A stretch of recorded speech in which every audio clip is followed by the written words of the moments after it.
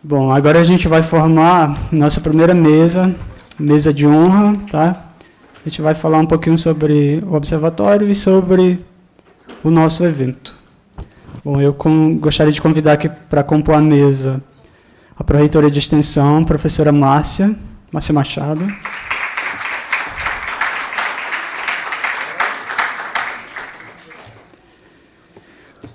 O coordenador do Observatório de Políticas Públicas, professor Fernando Pires.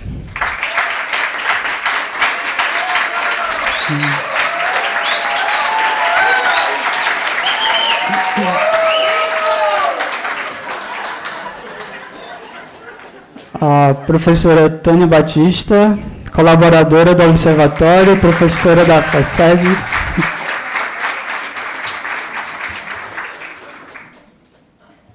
A professora Maria do Céu, também colaboradora do Observatório, da Geografia.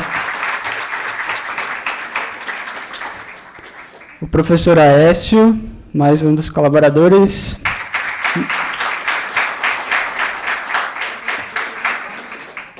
E o professor Agamenon, por favor.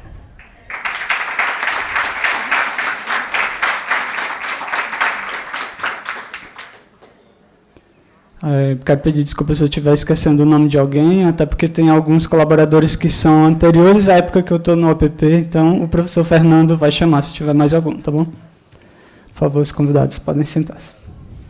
Boa noite a todos. Coordenador é peão mesmo, né? Falta até cadeira. Bom, é com muita alegria que nós iniciamos esses 3 dias de debate. Agradeço a minha turma aí do mestrado, que vive aprontando comigo, né? Agradeço os colegas que vieram, nós tivemos mais de 150 inscritos, não é? Mais de 170 na realidade. Não esperávamos tantas inscrições, o que mostra que o Observatório está, de certa forma, cumprindo seu papel e tem uma boa repercussão, né? E que isso nos alegra muito. Eu queria, inicialmente, agradecer a todos que colaboraram durante esses 10 anos com o Observatório, obviamente, que não é uma construção única, é uma construção solitária, é uma construção coletiva, né?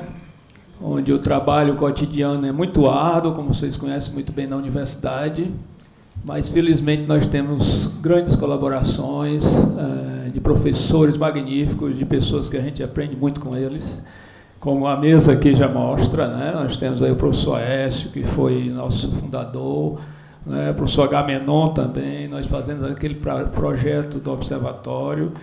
Nós tivemos também a professora Isabel, que vai estar conosco, vai coordenar uma mesa amanhã. E nós tivemos também, quem mais? Você lembra? Aquela comissão? Ilis Maiorga, na comissão que elaborou o projeto. Não é? Então, há 10 anos atrás. E daí o Observatório teve seus avanços, seus percalços, quase que ele se acabava em 2010, né? Nós tivemos que sair, fomos para o pós-doutorado, mas colegas nos deram uma injeção de ânimo quando nós retornamos, nunca esqueço. Uma pessoa foi a professora Tânia, meu Deus, professora Tânia, que a gente se encontrou e ela, Fernando, cadê o Observatório? A gente não vai retomar, não. Eu digo, você quer mesmo retomar? Você quer? Bora lá. Então, e outro foi o professor Ricardo Pontes, que é da saúde, que não está aqui agora. Então, aí a gente retomou o Observatório a partir de 2011 e botamos para valer mesmo, né? Então, a gente avançou bastante, estamos com um blog muito bom, como o próprio Jordan falou na abertura, né? Nós estamos com uma repercussão hoje, uma certa penetração nacional. Acabamos de receber um e-mail da Universidade de Brasília solicitando uma colaboração nossa para organizar um observatório parecido com esse lá na Universidade de Brasília. Temos um colega aqui, o Jefferson, né, que também que é da Universidade Federal da IFES, do Paraná, que está conosco aqui, veio nos prestigiar e participar, né? O professor Celso, que vai hoje palestrar, que é uma pessoa dos maiores especialistas na questão do planejamento no Brasil, grande estudioso do IPEA. Eu queria salientar que essas pessoas vieram com recursos próprios, porque recursos próprios das instituições, porque nessa luta por construir essas coisas, né, toda desculpa hoje em cima da crise, então eu tive que apelar para eles, né, dizer, olha pessoal, estou apelando para a colaboração de vocês, porque a gente não tem um tostão. Aí eles disseram, não, vamos ver como é que a gente faz aqui. E aí vieram pelo IPEA, veio lá pela IFES, né? O IFES pelo bolso, não foi, Jefferson? Bom, então é assim que a gente constrói, né? Constrói no dia a dia, numa dificuldade muito grande, mas é a nossa missão, né? A gente tem uma missão enquanto professor, que é muito nobre, que é árdua, mas é muito nobre, né? De passar o conhecimento, de criar de tornar as pessoas com uma visão mais analítica, crítica da nossa realidade, com capacidade proativa, capaz de se tornem realmente sujeitos, né, do nosso momento político. Então, eu queria registrar a presença do professor André, lá do Departamento de Teoria Econômica, da professora Ângela Pinheiro, né, dois grandes batalhadores também, o professor Paulo, está aí mostrando aí mais o professor Paulo, o Antônio Rodrigues, da Sejus, né? Entendeu? A professora Ângela tem um trabalho lindo feito junto às crianças e adolescentes, né, de muito tempo. O professor André foi presidente da DUFS, também um grande militante, sem falar das colegas da mesa, né? Então, o Nicolau da Uva, que é de ele? Olha aí, Nicolau da Uva, prazer, Nicolau. Rogério Machi. Rogério, tudo bem, Rogério? Então, e, obviamente, nossos queridos colaboradores aí, o Jordan hoje me surpreendeu com a abertura. Jordan, você já está aí, né? Firme. O Jordan, vocês terem ideia, o Jordan é da engenharia, né? O Jordan é do curso de engenharia e está me mostrando aí as competências dele nas políticas públicas e hoje como cerimonialista, né? Já abriu uma vez. Entendeu? Queria falar também do Luan, que está ali, que é nosso bolsista também da economia. Que é de Weldo. O Weldo está lá atrás? Que é de Weldo? O Weldo não está? Está lá por trás ali, que o Weldo é a pessoa que está tocando a biblioteca, depois a gente vai falar sobre a biblioteca. O Breno, né, que é lá de Geografia. Tá? Bom, esqueci alguém? Não. E eu queria fazer uma reverência pessoal e particular. Pessoal e particular. Pessoal particular. Faz parte de quem está aqui, né? Você está aqui aí, né? Institucional ao nosso amigo Mário Mesquita e a Verônica. Por favor, Mário. O Mário sempre nos atende, é uma pessoa fabulosa. Entendeu? Um poeta de primeira linha, 15 anos com o Quinteto Agreste, já vai nos prestigiar no último dia. Isso é muito mais! É mais? Muito! 40? Eu vi fazer 15. Muito mais! Muito. Desculpe. Então, 40, né? Pois é. É porque você é muito jovem, eu e 40. Tá? Eu vou, claro. É bom porque as pessoas vão me lembrando aqui, e eu não esqueço, não. E a minha família maravilhosa que está aí na frente, né? Então, a professora Ieda, doutora em educação, é uma das maiores personalidades na educação do Estado. O doutor Lucas Maia, advogado, né? Advogado. Faz 2 anos que estuda para concurso. O nosso Leonardo Maia Pires, que é o cineasta da família. Né? Lindo, e a minha filha maravilhosa, Luísa, que também está estudando para concurso. Então lá em casa são os concurseiros, viu? E todos estão dizendo, pai, não aguenta as pontas que a gente vai te salvar. Eu digo, tá certo, eu espero. E, obviamente, a pessoa mais fundamental que é a minha grande sogra. Né? Helena Maia, porque sem ela não teria minha esposa nem os outros, né? Então acho que está todo mundo, né? Ganhei ponto pra caramba hoje, certo? O Marcos, nosso mestrando aí da saúde pública, grande militante da saúde pública, que deve ter vindo agora aí da Conferência Nacional de Saúde, né? Quero um artigo seu no Observatório, certo? Já estou cobrando, tá certo? E, o Joaquim eu não posso deixar de falar, né? O Joaquim é o nosso grande, digamos, bolsista, profissional e tudo, e hoje é voluntário. Ele gostou tanto do Observatório que não larga o Observatório, né? Então, uma salva de palmas para o Joaquim. Joaquim é aluno de administração da FEAC, certo? E com muita honra me orientando.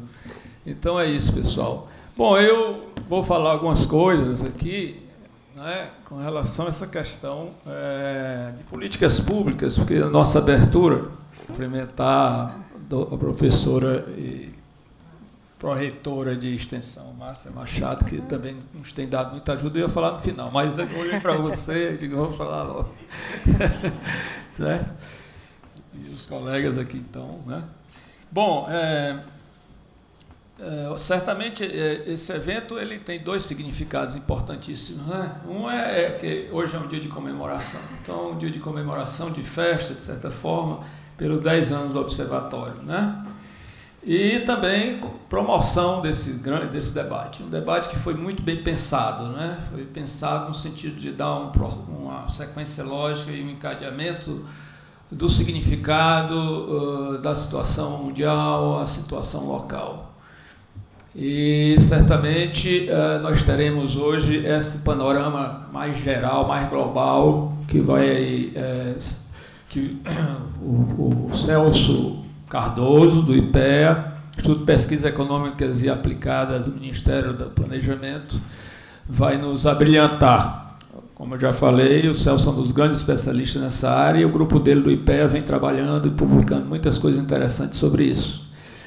Amanhã nós teremos, nessa perspectiva de discutir políticas públicas e planejamento de uma forma mais globalizada, a gente vai entrar numa discussão sobre o que o governo do Estado e que a Prefeitura tem feito. Então, é o momento da gente ver a realidade, da gente ver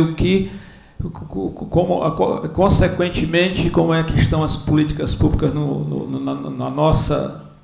nosso Ceará.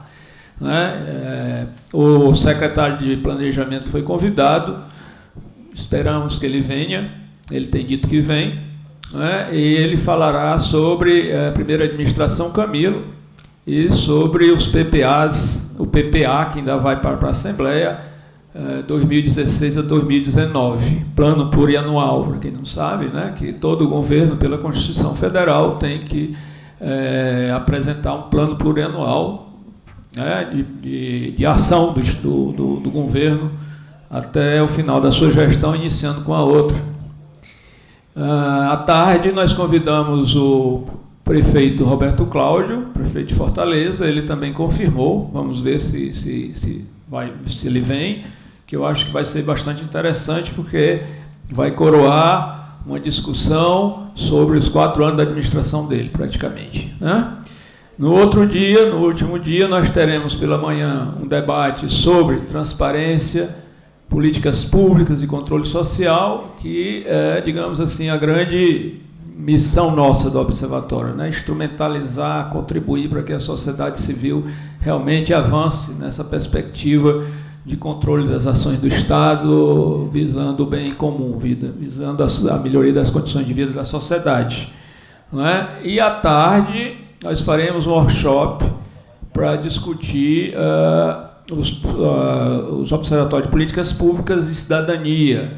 A ideia que nós temos é estruturar uma rede de observatórios que sejam autônomos, independentes, não estejam atrelados ao governo, né, às instituições públicas, no sentido de que a gente possa realmente estruturar estruturar um movimento crítico, analítico do que acontece no país e realmente cobrar a sociedade, cobrar os governos, né, a partir do apoio da sociedade.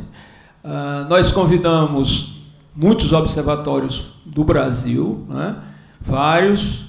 Felizmente a gente vai ter aqui um observatório de peso, como vocês têm aí no programa, e convidamos também os movimentos sociais, porque a ideia era a gente fazer uma discussão com os movimentos sociais.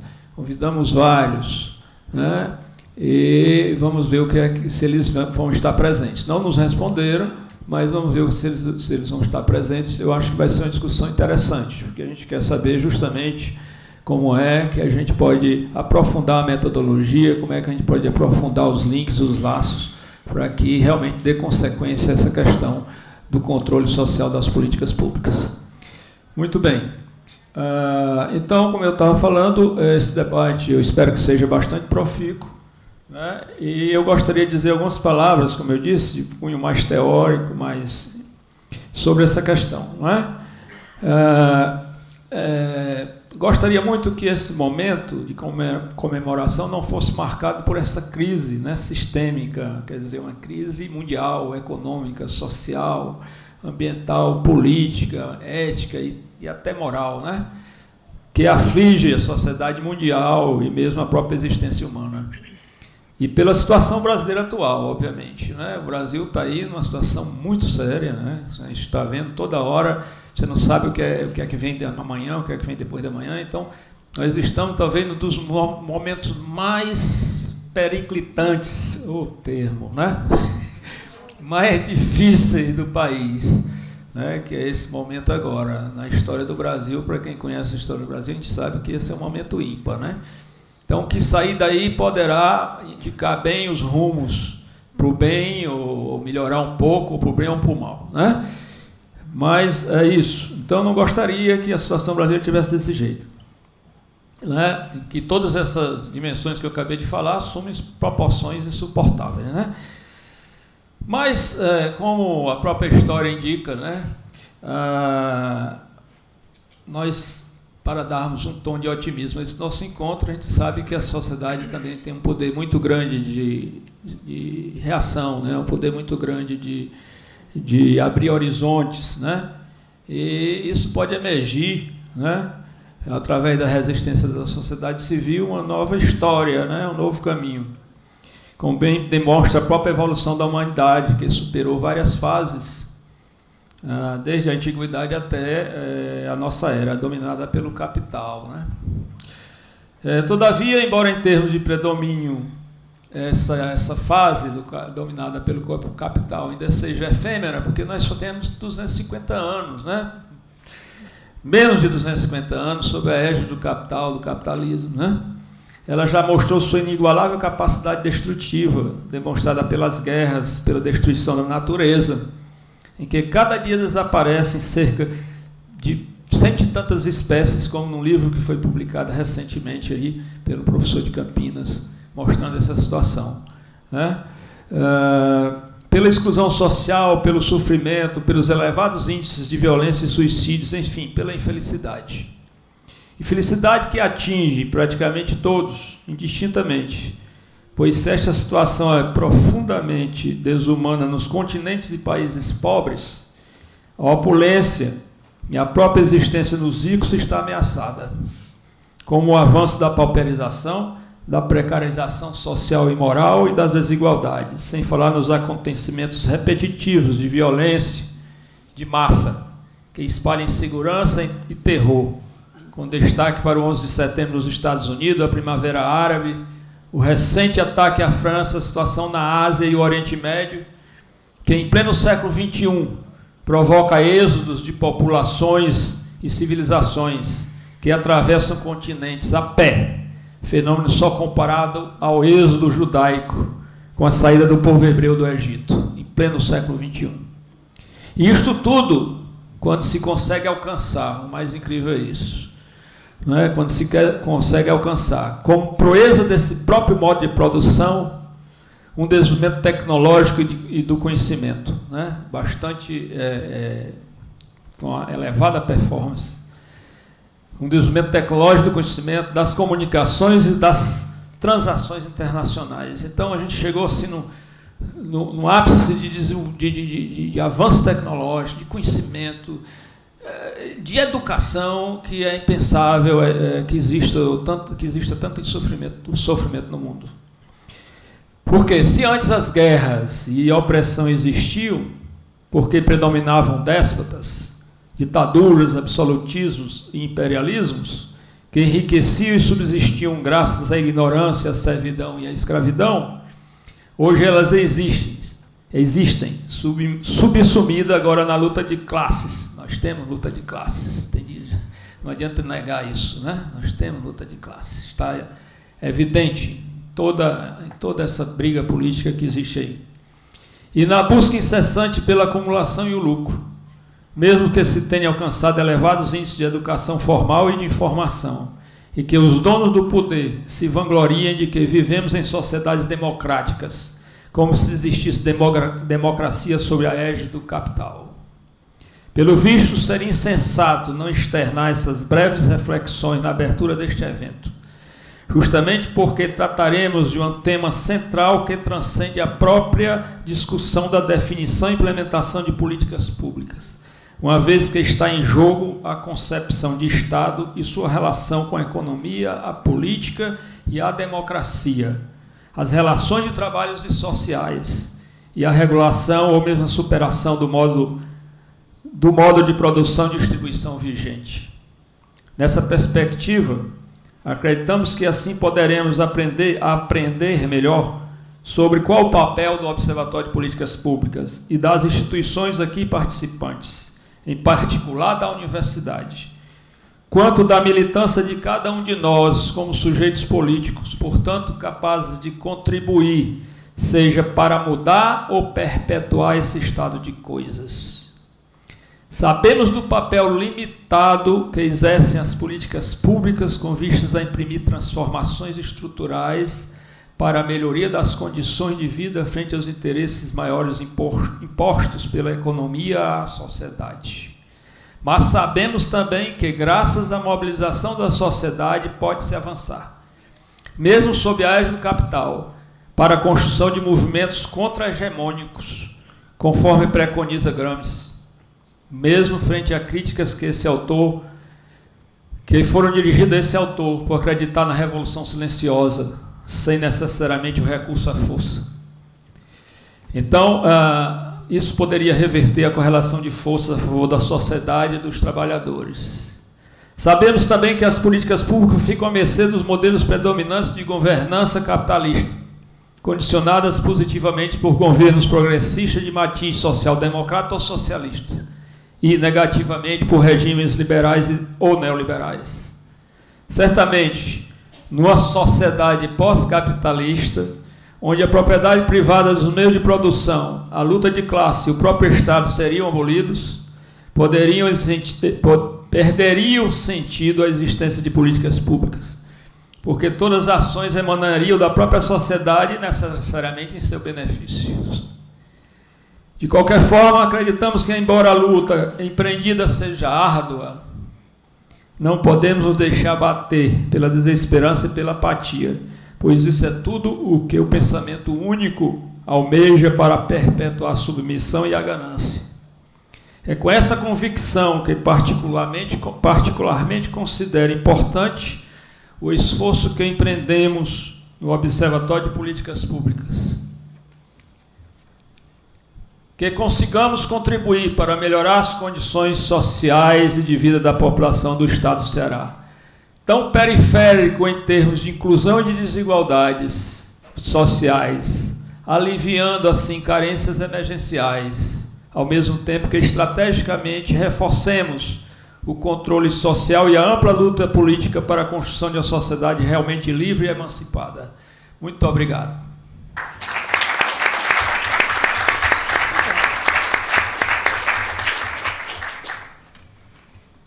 Agora?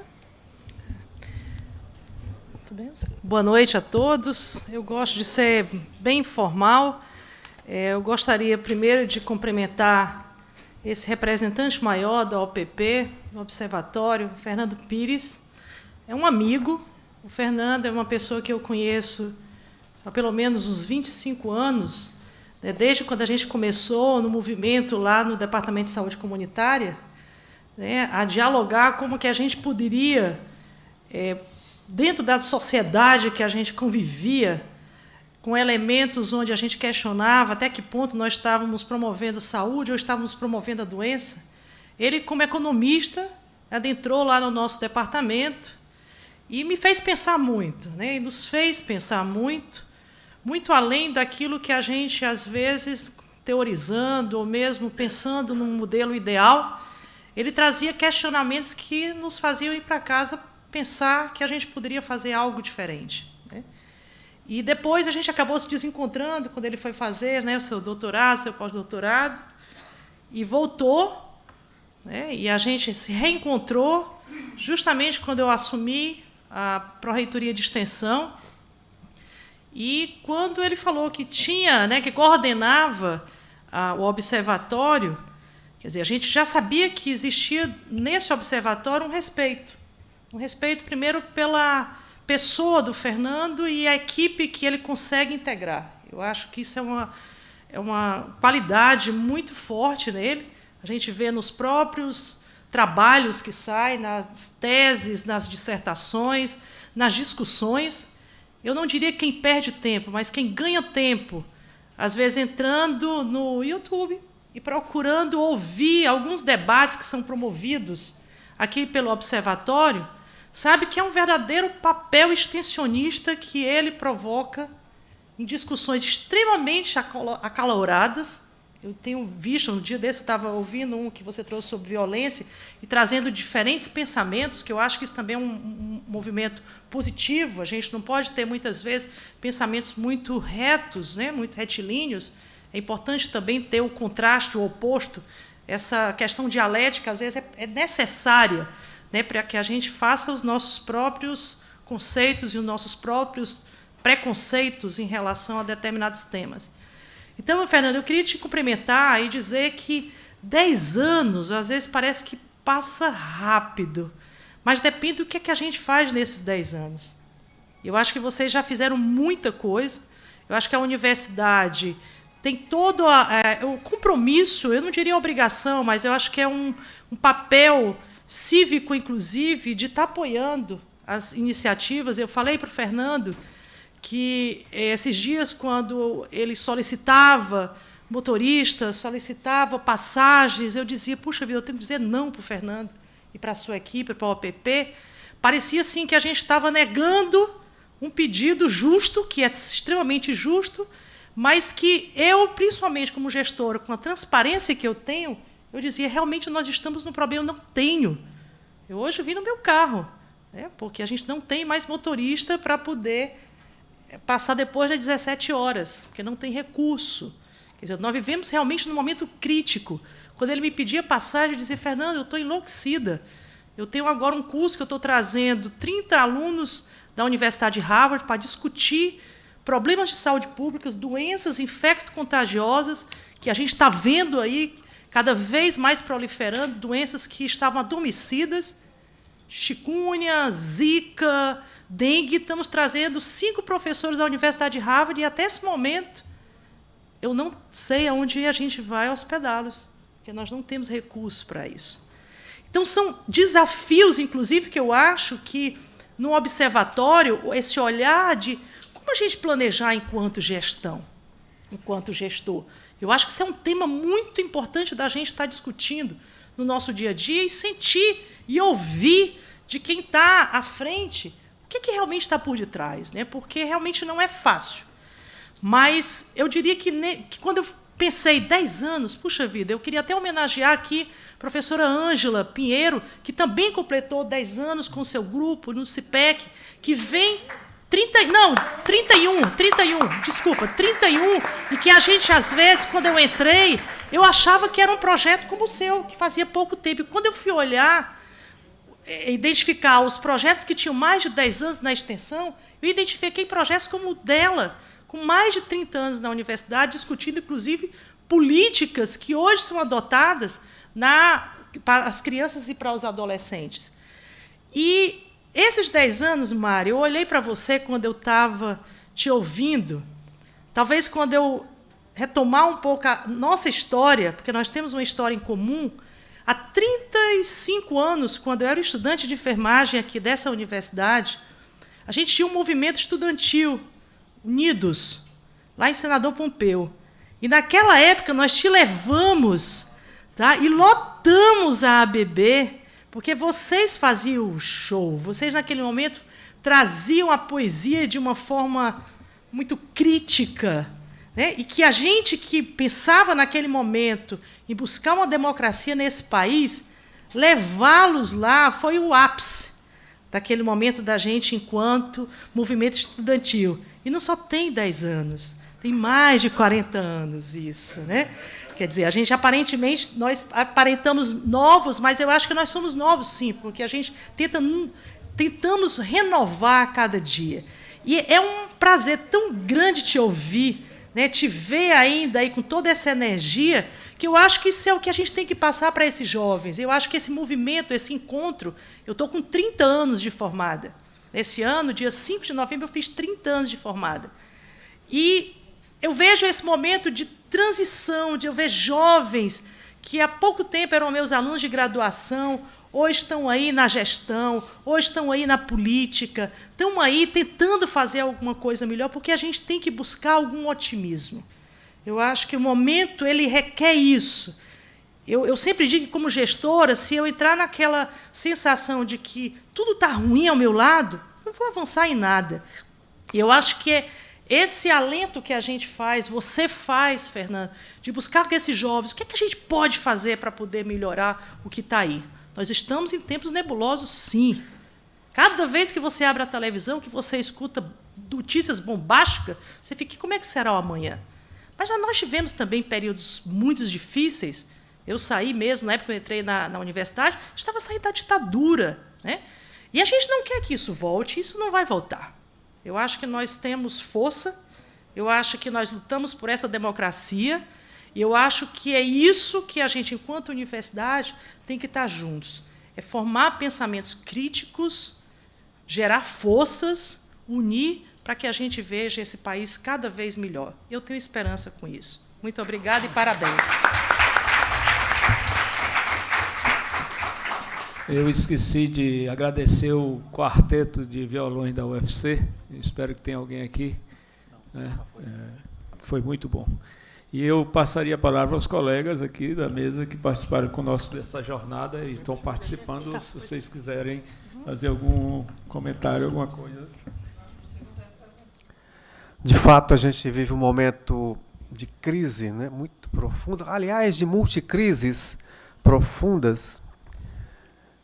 E o OPP, nesses 10 anos, tenta funcionar, tenta se situar nesse ambiente, né? A crise não é de agora, né? Essas crises elas são históricas, estão aí, se aprofundam, evidentemente, né, com a violência. Mas eu estava lembrando um pouco, quando a ideia surgiu de fazer o Observatório de Políticas Públicas, a gente não sabia muito bem o que era, né? O que vai ser um Observatório de Políticas Públicas?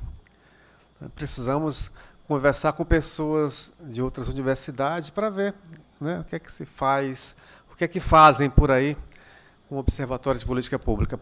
Me lembro que veio um professor lá da Federal de Minas, né, numa reunião nossa lá, na Pró-Reitoria de Extensão, né, e também ele dizia a mesma coisa, a gente está tentando fazer um Observatório de Políticas Públicas. O que é que vai ser isso mesmo, né? E aí a gente começava a discutir algumas definições. O Fernando chamou a atenção, eu queria frisar, né, era muito importante, alguns princípios, né, era muito importante que tivéssemos autonomia diante da administração superior. Essa era a ousadia, né? Então, diante logo do reitor, já que essa é a nossa casa, né? É claro que o reitor não ia interferir nunca, não fez isso nunca, Mas a gente afirmava isso. Diante de partidos, diante do Estado. Então, era um observatório que se pretendia ser um lugar de crítica, né? Um lugar de elaboração de um pensamento crítico, que nada fugisse aos nossos olhos. Então, a pretensão foi muito grande. De fato, no começo, nossas definições e princípios eram assim, né? Coisas de jovens estudantes, nós, né? Jovens estudantes rebeldes, insurgentes, indignados, e vai por aí afora, né? Então, cada um tinha essas características, mais ou menos, mas havia isso dentro. Talvez por conta de anos passados, a gente vai acumulando, de alguma maneira, foram vivenciados por nós a tentativa de fazer algo parecido com democracia, porque o que está aí não é absolutamente democracia, não é?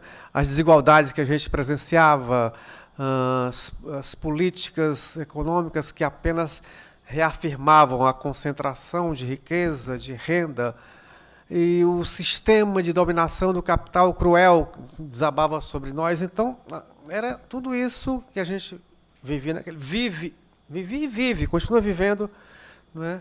E aí, esse ano com a COP21, para não fazer nada, para não acontecer nada, não é? Então, são angústias que a gente vai acumulando e que, na hora dessa, vamos criar um espaço para liberar nossas angústias, ou para fazer outras pessoas ficarem angustiadas, né? Que também tem esse efeito, né? Então a gente vai conseguindo adeptos, né, angustiados. Mas, enfim, a realidade é isso, né? Provoca na gente algo, né? E a gente reage, como disse o Fernando, vamos entrar nos embates de classes ou de não classes, ou no conformismo, né? Então, fiquem à vontade para escolher. A gente estava preferindo. Tá, e aí sabíamos que esse movimento, o OPP, estava nascendo dentro de uma universidade que é extremamente conservadora. Que é uma droga, né? Como é que vai fazer isso nessa universidade? E todo mundo sabe que a história da UFC é a história da conservação. Todo mundo sabe. Aliás, a universidade brasileira como um todo, né? Isso aqui não é privilégio da UFC. Eu estou aqui há muito tempo, o professor Agamenon foi meu professor, estamos aqui pela sequência, chegamos no penúltimo e último, certo? Deu para perceber. Deu para perceber essa sequência. Não é? Quer dizer, olha aqui, meu professor tem um maior respeito que as gerações de hoje, meus ex-alunos, passam por mim como se fossem agora os futuros premiados com o Nobel. O que é que eu fiz com esses jovens? O que é que a Agamenon fez comigo? Tenho o maior respeito. A vida toda e mais 6 meses depois que eu morrer, tenho certeza. Então, faz parte da crise, né? Da falta de perspectivas, não é? Precisamos. O mundo, como é que está o mundo? Hordas errantes, diásporas 1000 por aí afora, não é? Em busca de um presente, cara. Os caras estão. Esse povo está caminhando em busca de um presente que prometa algo, um futuro. Não está em busca de futuro, não. Está em busca de presente, da condição de vida humana. E o mundo, com a crise ambiental avassaladora, né, o tal do aquecimento global e tal. Então, o OPP, só para encerrar, o OPP foi muito importante para isso, né? Eu não pude, por outras escolhas que fiz, continuar. Já me sentia pouco contribuindo para o OPP. Então, se eu não estou contribuindo pouco, tenho que fazer outra coisa que seja mais útil. Enveredamos, Fernando faz parte, Agamenon, na construção de um projeto também ousado, de um curso de graduação em Economia Ecológica na UFC, nesta universidade, como as outras conservadoras. Não é? Economia Ecológica, o que é isso? Isso tem a ver com o OPP, Fernando. Não tenha dúvida, porque as nossas discussões, naquela época, passavam por essas questões também, né? Nossa preocupação, qual é a política ambiental que se tem no Brasil? um curso de graduação em Economia Ecológica e foi criado, né? Economia Ecológica foi criado no Centro de Ciências Agrárias, porque a Faculdade de Economia é tão retrógrada, tão atrasada, que não admitia algo dessa natureza naquele lugar, porque ali é o lugar dos negócios. Né? É uma unidade acadêmica, não, é uma unidade de negócios. Eles disseram, não foi eu que estou inventando nada. Como conviver da economia ecológica com negócios? Não é? A economia ecológica é antinegócio. Tranquilo? E a gente existem teses e teses para mostrar que é antinegócio. Enfim, e criamos esse curso. Tem a ver, sim, com esse tal de OPP. Fico tranquilo para dizer. Porque a gente estava junto, eu saí de lá porque fui assumir esse projeto com outros colegas. Eu disse, não posso mais, eu só penso em economia ecológica daqui por diante. O curso começou este ano, segundo semestre, pegou uma greve pela frente, deu uma parada horrorosa e a gente está retomando com dificuldade, né, nas condições que se tem, objetivas que temos naquele centro, que precisa ter apoio institucional. Esta é uma definição de vida, cara. A economia ecológica devia estar enquadrada em outro lugar, como ciências da vida. Não podia ser ciências econômicas mesmo, não é? E aí, sim, detalhe, o professor Juan Martínez Alier, para quem não conhece, também não conheço, é professor da Universidade Autônoma de Barcelona, UAB. Também não conheço, vou conhecer qualquer dia. Da UAB. Ele falou para nós, para uma pessoa nossa lá, que era o primeiro curso de graduação do mundo. A gente não sabia disso, não estávamos pensando nisso. Eu só sabia que do Sistema Federal de Ensino Superior, sim. E criamos, e a coisa está lá, vai funcionar, sim, está funcionando, por cima de pau e pedra, como a gente fala no Nordeste, né? Então, o OPP tem a ver com isso, e eu estou aqui assim, bastante feliz, né, de voltar a esse convívio, de estar nessa mesa, uma honra danada, né? Estou me sentindo assim, e muito grato pelo convite. Então, o OPP para frente.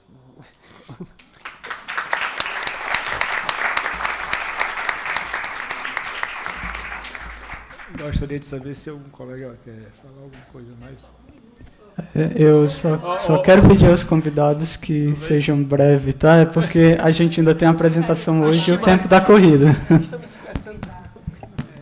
Não, eu não vou falar mais do que um minuto, quero apenas agradecer, né, principalmente ao Fernando e às pessoas que tiveram essa ideia e levaram adiante, né, a concretização do Observatório de Políticas Públicas.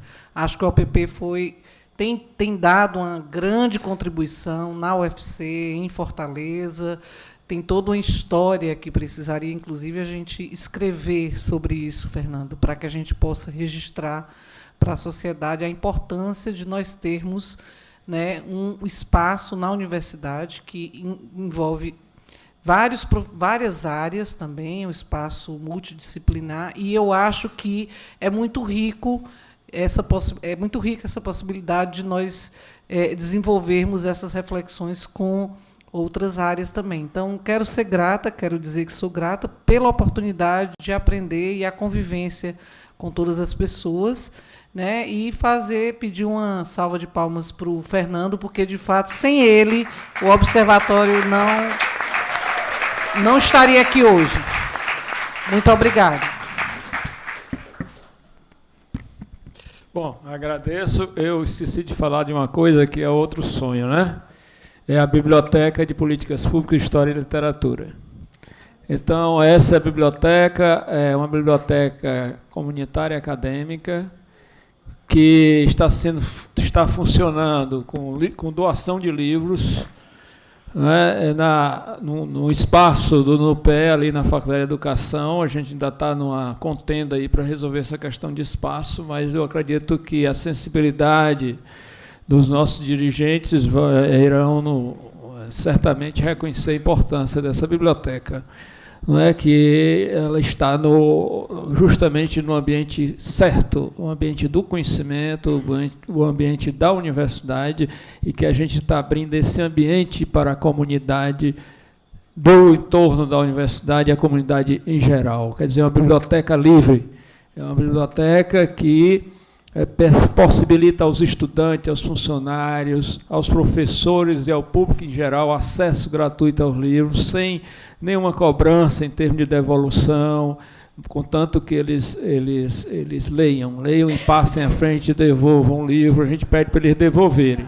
E a gente pede também para eles, inclusive a gente vai sortear uns livros emprestados para vocês, certo? Então, no último dia, o Eldo, que é quem toca bem para valer a biblioteca, professor, vamos sortear um livro. Eu digo, mas doado não, né? É prestado para voltar. E uma última conquista nossa, a gente está, não sei se a Márcia já sabe, nós estamos estruturando a biblioteca literária, né, nos ônibus da UFC. Então, nos circuitos de ônibus que vem do campus do Princípio, intercâmbio literário, intercâmbio literário, valeu. Intercâmbio literário, né? Então a gente vai colocar os livros nos ônibus, né? Conseguimos umas pastas, lá fora tem um demonstrativo, certo? Vocês devem, lá na entrada tem ali. Então os alunos pegam o livro e tal, e a gente está pedindo para eles, leve o livro e traga um, certo? Então eles ficam com o livro sem nenhum problema. E a gente fez lá na entrada, no pátio, e vários alunos que ficam esperando o ônibus pegaram os livros, sabe? E alunos pegaram Raquel de Queiroz, outros pegaram. E a ideia nossa é realmente promover isso, né? Promover isso. Alunos também do mestrado já pegaram livros. Então, quer dizer, se eu fosse um reitor e alguém tivesse uma ideia dessa, eu dizia, poxa, cara, vamos multiplicar essa ideia, né? Entendeu? Então, eu espero ter o apoio e contar com a sensibilidade dos colegas. E fiquem à vontade para pegar os livros da biblioteca. Obrigado. E agora, o nosso palestrante, Celso. Né? Desculpa, Celso.